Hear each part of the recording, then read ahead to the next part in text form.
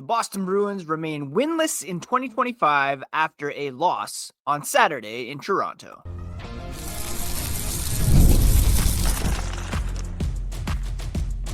You're Locked On Bruins, your daily podcast on the Boston Bruins. Part of the Locked On Podcast Network, your team every day. What is up, Bruins fans, and welcome back to the Locked On Boston Bruins podcast. I'm your host, Ian McLaren, and this is a daily show where we discuss all things Spoked B. Today is Sunday, January 5th, and this is a bonus episode of Locked On Boston Bruins. I want to thank you so much for making the podcast part of your regular routine. It's free and available on your favorite podcast app and on YouTube, part of the Locked On Podcast Network, your team every day. I wanted to jump on today because the Bruins have a game tonight, and they played last night. So we wanted to get you very up to date here with respect to the black and gold. And we're going to look at the storylines, signals, stats you need to know from last night's game before previewing the game against the Islanders. Before we get into all that, a quick reminder, you can find the podcast on social media at Locked NHL Bruins, and you can find me, my hockey thoughts, dad jokes at Ian C. McLaren.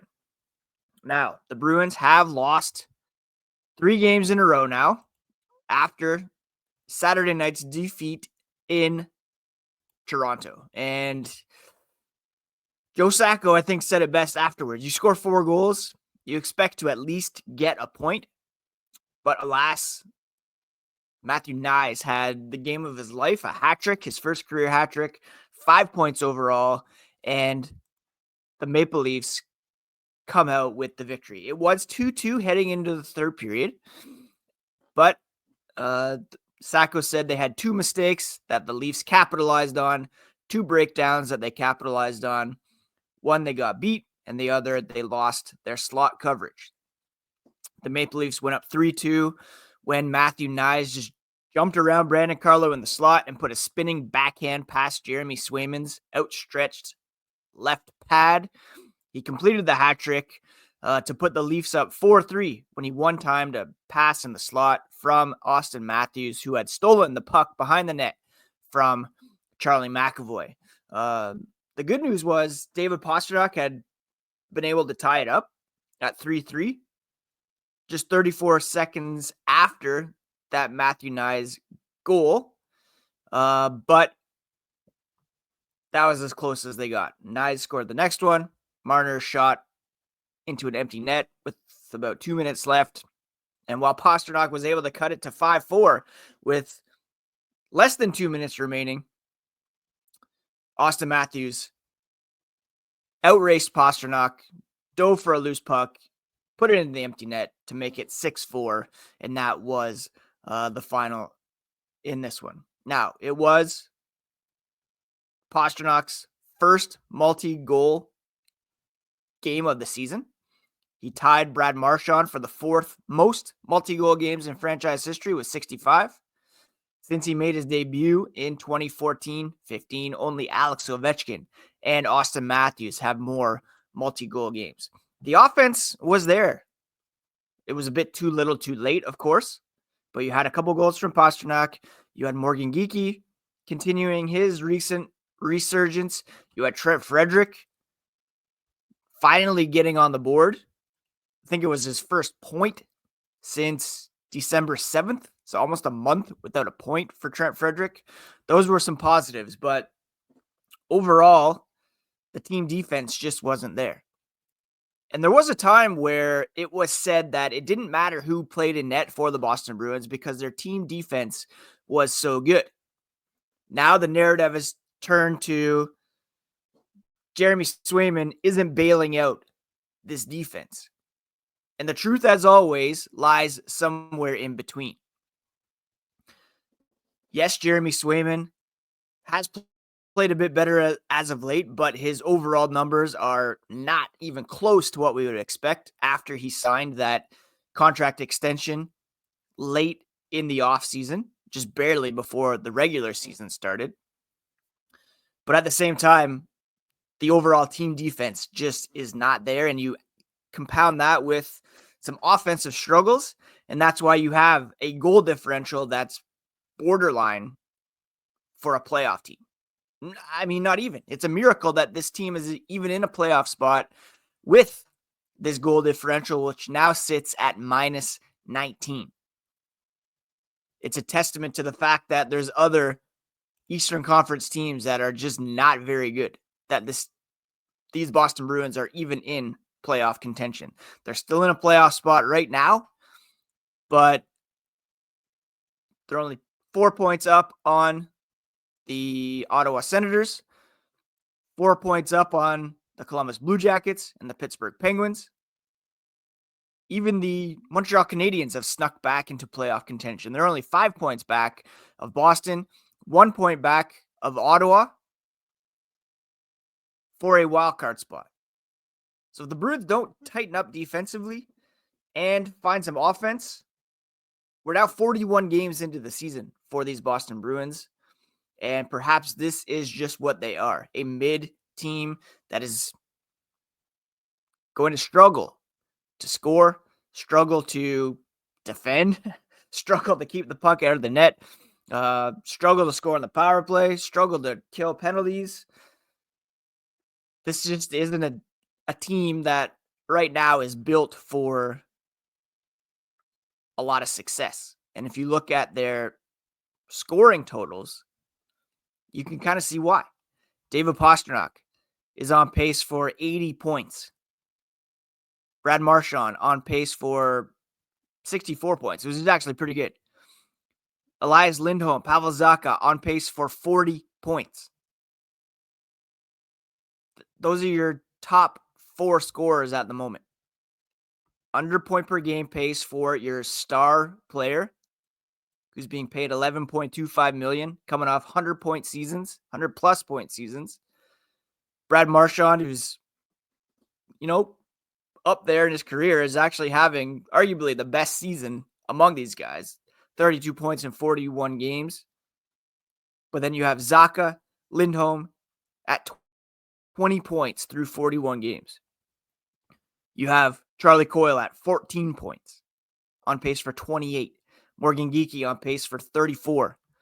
Trent Frederick on pace for 24 points. This isn't a team that is deep enough offensively to make up for those defensive deficiencies and for Jeremy Swayman's struggles in net. That's just the way it is right now. And unless they can start to turn things around beginning tonight against the New York Islanders, it's a very, very tough schedule coming up after this one. And we'll preview that game here as the podcast continues. Have you ever found yourself paying for subscriptions that you forgot you even had? Or you're paying for twice even? Rocket Money makes it so easy to track these down, and it's like having a personal assistant for your finances. Rocket Money is a personal finance app that helps find and cancel your unwanted subscriptions, monitors your spending, helps lower your bills so you can grow your savings, brings everything together in one place, whether it's subscriptions, your spending habits, or even the goals you want to hit this year. Rocket Money has over 5 million users and has saved a total of $500 million in canceled subscriptions, saving individual members up to $740 a year when using all the app's premium features. Cancel your unwanted subscriptions and reach your financial goals faster with Rocket Money. Go to rocketmoney.com/lockedon today. That's rocketmoney.com/lockedon. rocketmoney.com/locked. From big upsets to game-winning drives, the NFL playoffs are better with FanDuel. They're right around the corner. It's the final Sunday of the NFL regular season. And right now, new customers can get $250 in bonus bets guaranteed when you place a $5 bet. That's $200 in bonus bets, win or lose. The FanDuel app gives you everything you need for live bets, same-game parlays, and so much more. Visit the website. You can see all the betting lines around your favorite team or league. And while you're there, visit to join today. Get started with $200 in bonus bets at FanDuel.com. Make this playoff season unforgettable with FanDuel, an official sportsbook partner of the NFL. All right, so the Bruins will try to shake off that loss last night against the Toronto Maple Leafs and rebound with a win over the New York Islanders. The Bruins, of course, have lost 3 in a row here in 2025, or around 2025, I guess I should say, and their upcoming schedule is not going to do them any favors. After tonight's game against the Islanders, they'll host the Oilers. They'll go to Florida to play both the Lightning and the Panthers, come home to take on the Lightning before a 3-day break in advance of a game against the Ottawa Senators. The Bruins have lost to Toronto, the New York Rangers, and the Columbus Blue Jackets. The Washington Capitals. They've lost 4 out of their past 5 overall since the Christmas break. And tonight, they will take on the New York Islanders, a team outside of the playoff picture. They're 14, 18, and 7. And again, the Bruins need to take this one before these upcoming games against 4 very good teams, or 3 very good teams, 2 against the Lightning in that stretch. The Islanders have lost 3 of their past, or 3 in a row, I should say. They are 3-7 in their past 10. They're coming off back-to-back losses to the Toronto Maple Leafs. And again, this is a very winnable game for the Bruins. The Bruins beat them back on November 27th by a score of 6-3. That was early on in Joe Sacco's tenure. And it's the second of 3 meetings between these two teams. They'll play again on February 27th. Now, the Islanders, if you can believe it, come into this game with a worse power play than the Bruins. The Bruins are ranked 31st. So we have an Islanders team at 32nd. They are 32nd also in penalty kill. So the Bruins could really get things going here with some power play success against the worst penalty killing team in the league. They've killed only 63.5% of their penalties that they've taken, which is brutal. You think the Bruins are bad at 25th, 76.2. That's 13% better than the Islanders. The Bruins power play, again, still 31st. The Islanders offense is worse than Boston's. Boston's at 2.61 goals per game. The Islanders are 29th at 2.59. And their defense is worse as well. 3.15 goals per game, 21st in the NHL. The Bruins coming in 3.07 goals allowed per game at 17th. That's a half a goal per game allowed more than they're scoring. If you're keeping track there, the Islanders are the second worst team in the Eastern Conference in terms of point percentage. They have a minus 21 goal differential. So it's basically essential that the Bruins win this game. You have to beat the teams below you in the standings. And the Islanders are certainly that. And you can't allow any of these other teams to make up some ground if you want to make the playoffs. Now, again, it's arguable whether or not the Bruins are a playoff team. They're the only team in the East right now that's in a playoff spot with a negative goal differential. And in fact, they're tied for the 4th worst goal differential with Detroit, ahead of only Philly, the Islanders, and the Penguins. Out west, there are, there's